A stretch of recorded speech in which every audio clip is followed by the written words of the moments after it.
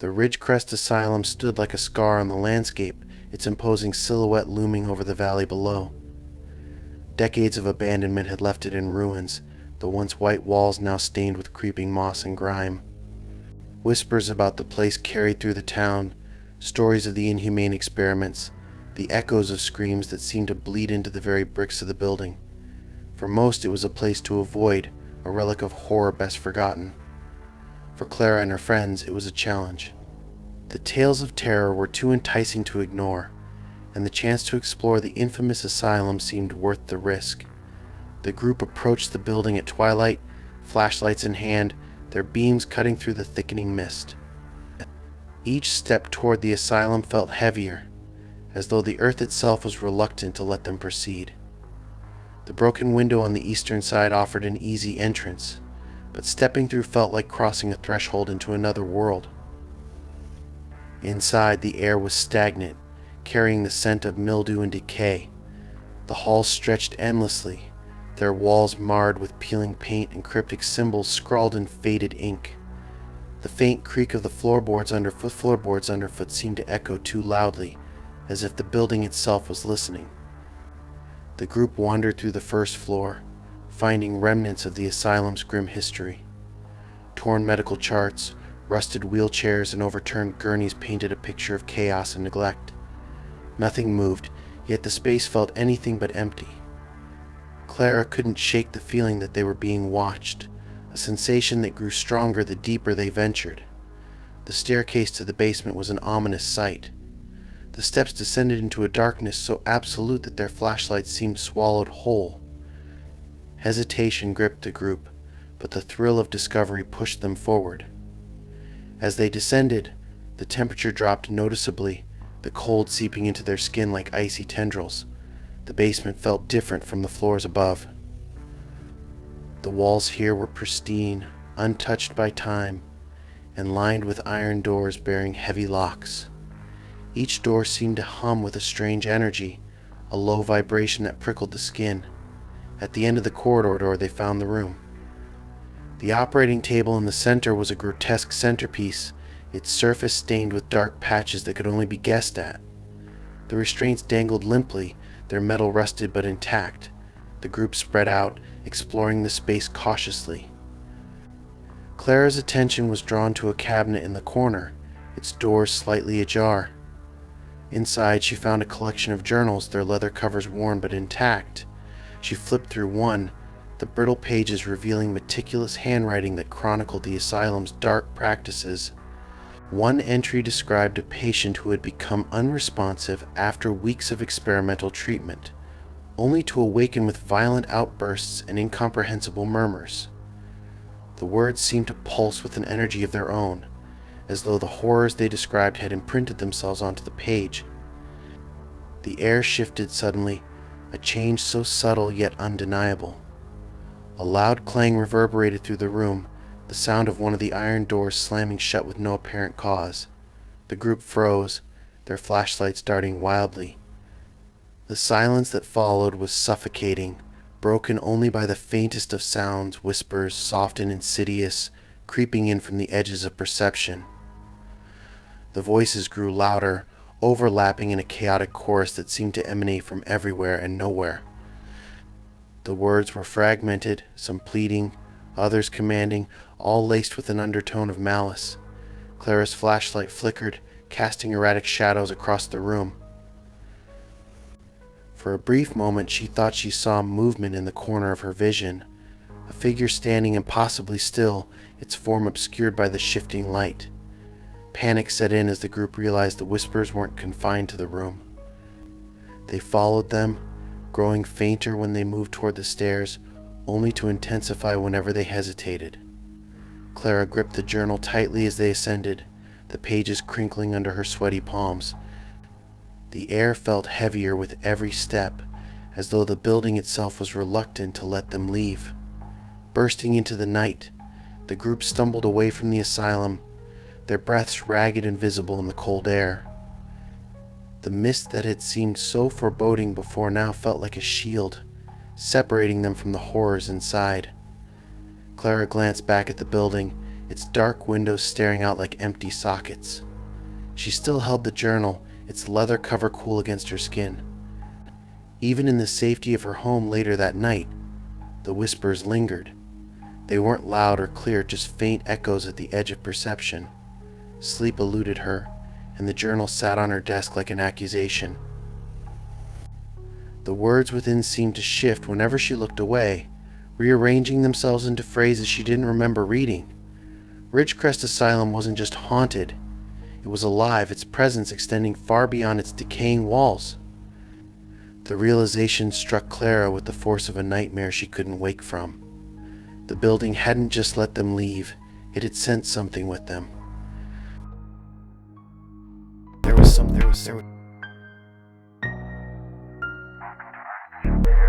The Blackthorn Lighthouse stood alone against the fury of the sea, its weathered tower battered by decades of storms.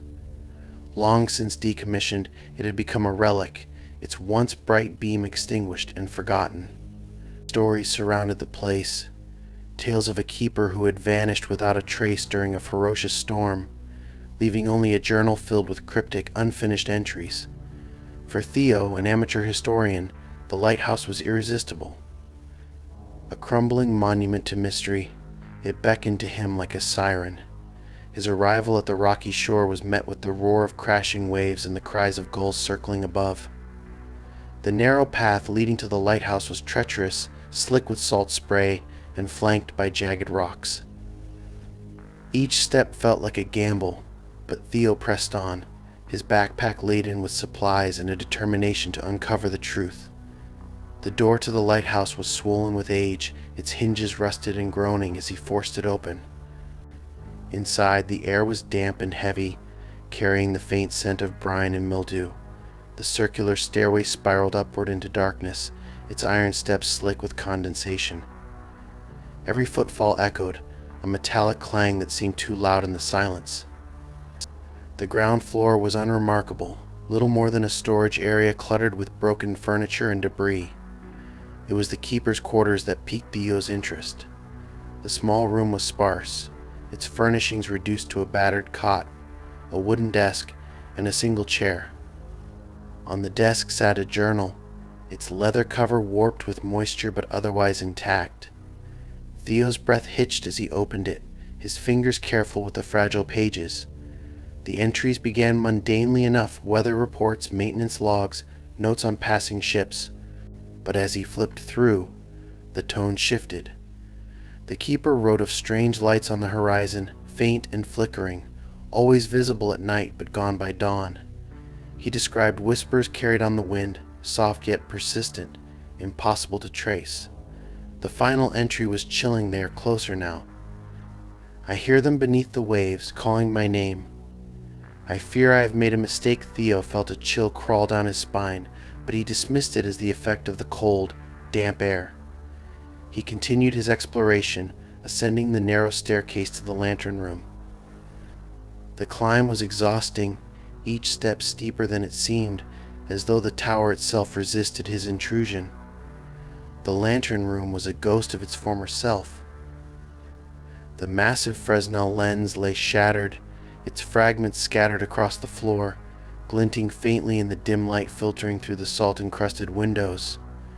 Theo stood at the center, gazing out at the churning sea. The horizon was empty, save for the restless waves, and then he heard it. It began as a low hum, a vibration that seemed to rise from the very stones of the lighthouse. It grew louder, resolving into a melody both haunting and beautiful, like a chorus of voices singing in harmony. Theo felt the sound in his bones, an otherworldly resonance that left him frozen in place. The room grew colder, the temperature plummeting until his breath fogged the air. The melody shifted, the harmony fracturing into discordant tones. A shadow moved in the corner of his vision, fleeting yet undeniable. He spun around. Theo's rational mind fought to assert itself. The sounds could be the wind, the shadows a trick of the light. Yet, as he descended the stairs, the feeling of being watched intensified. The walls seemed closer now, the spiral narrowing around him. He gripped the railing tightly, his knuckles white. On the second floor, he stopped abruptly. The cot in the keeper's quarters was no longer empty. A dark figure sat hunched over the desk, its form indistinct but undeniably there. Theo's breath caught in his throat as he stared, unable to look away. The figure turned slowly, its face obscured by shadow, and the hum returned, louder this time, almost deafening. Without thinking, Theo bolted, his feet pounding against the stairs as he descended. The lighthouse seemed alive now, its walls vibrating with that unearthly sound. He stumbled onto the ground floor, nearly losing his footing, and flung open the door. The storm outside had intensified, the wind howling like a wounded animal, but Theo didn't care. He ran, his only thought to put as much distance as possible between himself and the cursed tower. Back on the mainland, safe in his car, Theo sat trembling, his wet clothes clinging to him like a second skin. He glanced at the lighthouse, its dark silhouette barely visible through the rain. For a moment he thought he saw a light in the lantern room, a faint, flickering glow that shouldn't have been possible. He drove away without looking back, but the hum stayed with him. It followed him in the days that passed, a constant, low vibration at the edge of hearing. At night, the melody crept into his dreams, filling them with images of shadowy figures and cold, endless water. The journal he had taken from the lighthouse now sat on his desk, unopened. He didn't dare read it again, but he couldn't bring himself to destroy it either. Some part of him knew that the lighthouse wasn't finished with him, that its call would come again. And when it did, he wasn't sure he would have the strength to resist.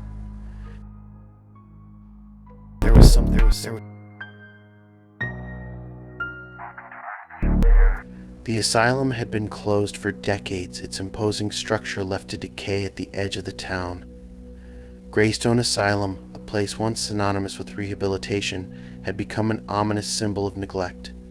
The iron gates were twisted with rust, the towering building beyond blanketed in creeping ivy.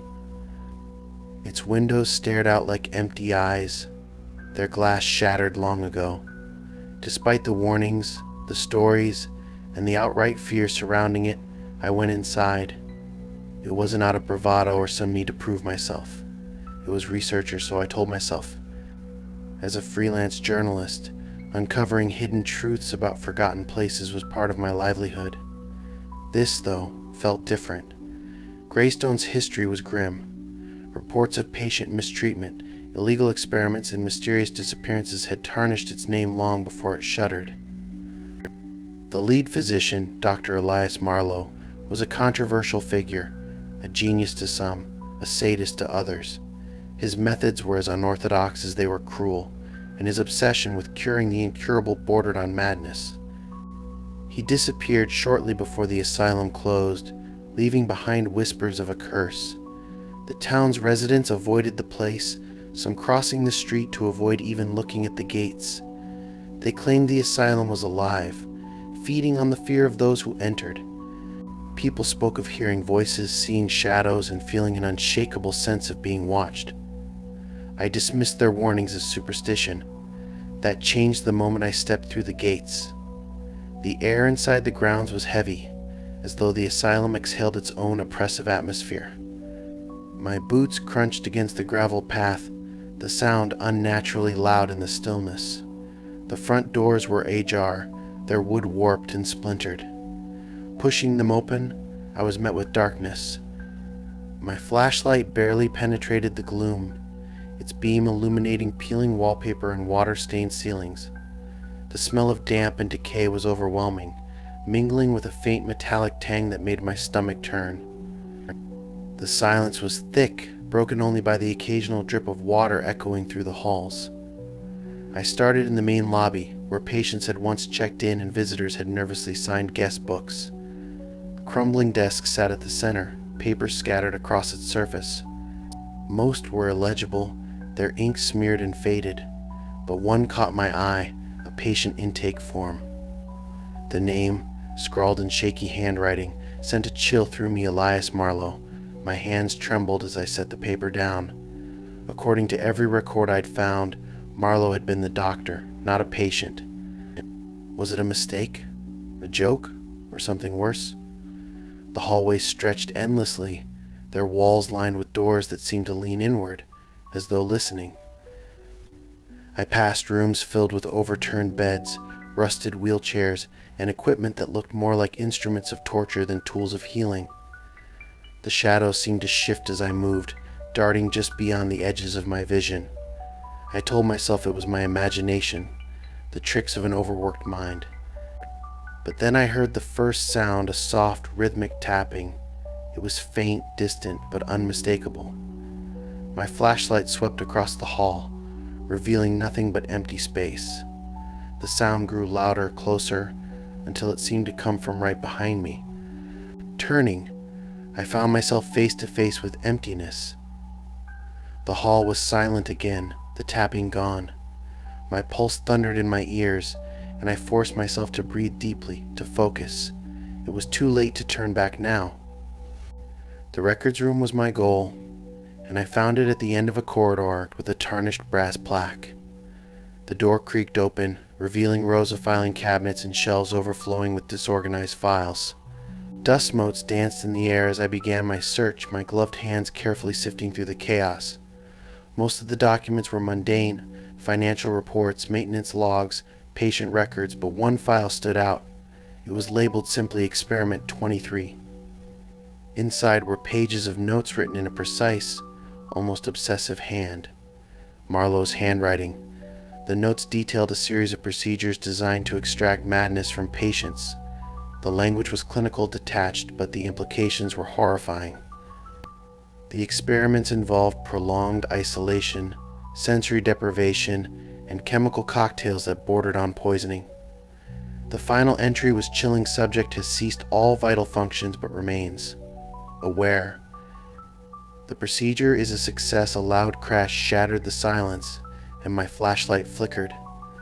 My heart raced as I turned toward the noise. A shelf had toppled, its contents spilling across the floor, but there was no one else here. I hurried out of the room, the file clutched tightly in my hand. The hallway felt narrower now, the walls closer, the air colder. The tapping returned, louder this time, joined by the faint sound of whispering. The voices were indistinct, overlapping, but one word stood out. Leave. I quickened my pace, my footsteps echoing like gunshots. The whispers grew louder, filling the space around me. The door slammed shut behind me, the sound reverberating through the building. My flashlight flickered again, plunging me into momentary darkness. When the light returned, I wasn't alone. A figure stood at the end of the hall, its form obscured by shadow. It was tall, impossibly so, its limbs elongated and wrong. The whispers intensified, becoming a deafening chorus that made my head ache. The figure moved, its steps slow and deliberate, its presence oppressive. I ran. The building seemed to twist around me, the hallways stretching and shifting. Doors that had been open were now closed, and paths I had taken before led to dead ends. The air grew heavier with each step, as though the asylum itself was trying to trap me. I burst into the lobby, my lungs burning, my legs trembling. The front doors loomed ahead, a beacon of escape. Behind me, the whispers reached a crescendo, a cacophony of anger and despair. I didn't look back. The moment I crossed the threshold, the whispers stopped. The air outside was crisp and clean, a stark contrast to the suffocating atmosphere within. I stumbled to my car, my hands shaking as I fumbled with the keys. As I drove away, I glanced in the rearview mirror. The asylum stood silent and dark, its windows like empty eyes watching me leave. But as I turned onto the main road, I saw it, a faint light glowing in one of the upper windows, flickering like a signal. The file sits on my desk now, untouched since that night. I've tried to forget, to move on, but I can't shake the feeling that I brought something back with me. The tapping returns sometimes, faint and rhythmic, echoing in the silence of my apartment, and the whispers, they're no longer confined to the asylum.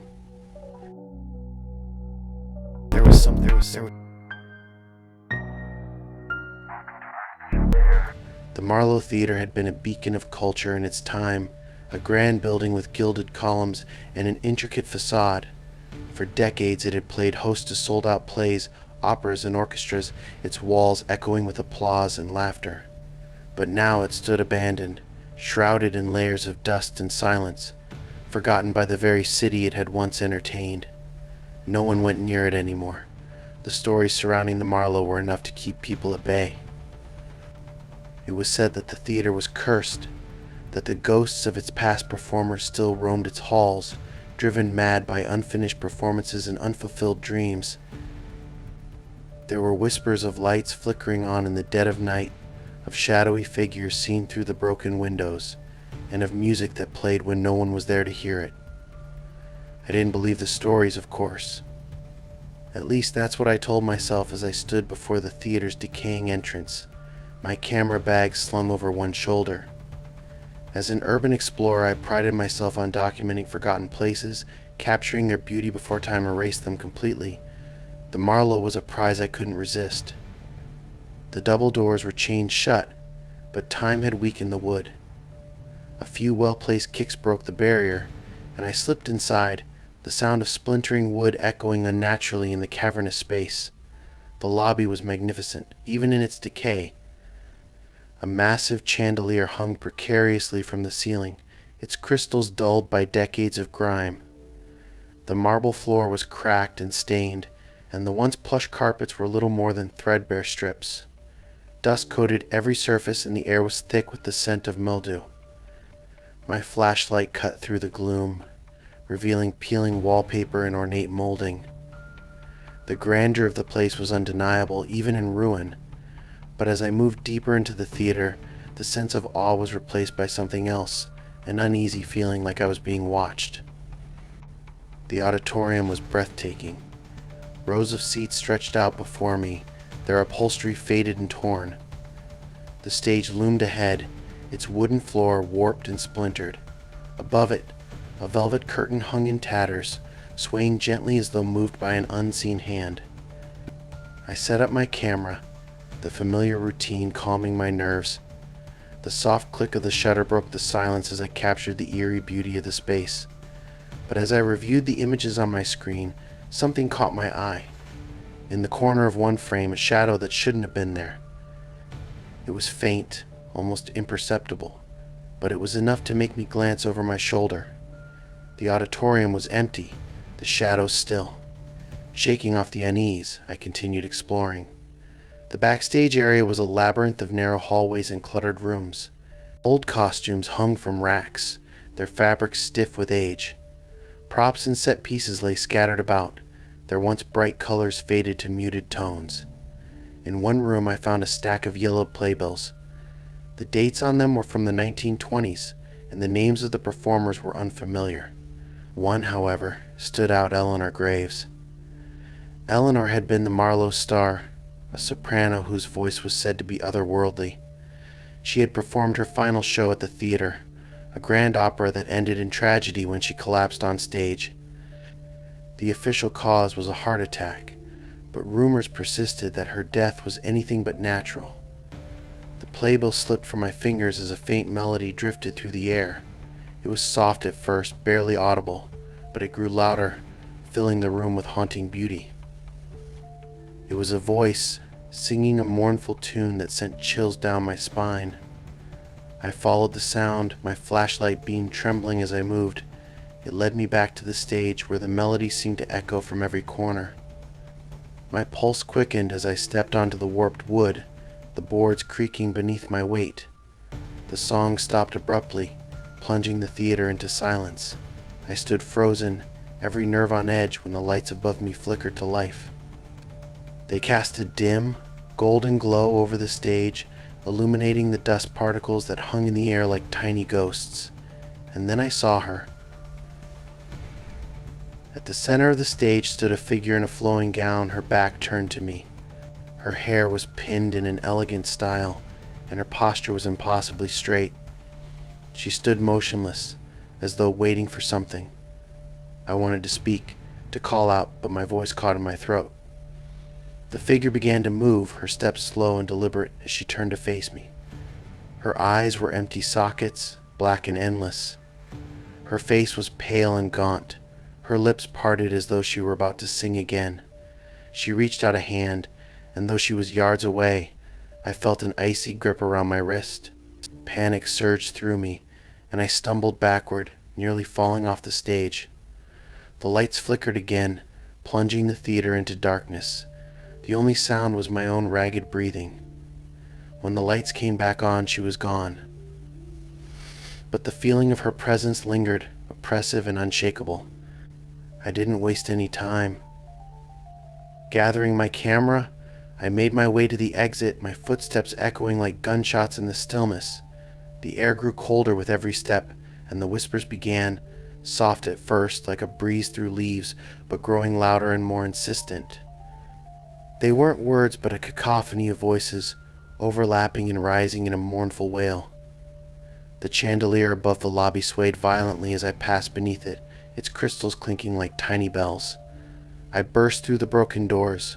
The whispers silenced the moment I stepped outside. The night air was sharp and cold, and the city seemed impossibly distant. Driving away, I couldn't shake the feeling that I wasn't alone. The car felt too quiet, the air too heavy. When I glanced in the rearview mirror, I thought I saw a figure in the back seat, a pale face with empty eyes staring back at me. But when I turned, the seat was empty. The photographs I took that night sit untouched on my hard drive. I can't bring myself to look at them, to see what else the camera might have captured. The Marlowe Theater remains abandoned, its secrets locked away behind its crumbling walls. But sometimes, late at night, I hear the faint strains of a melody, as haunting and beautiful as the woman who sang it. There was something.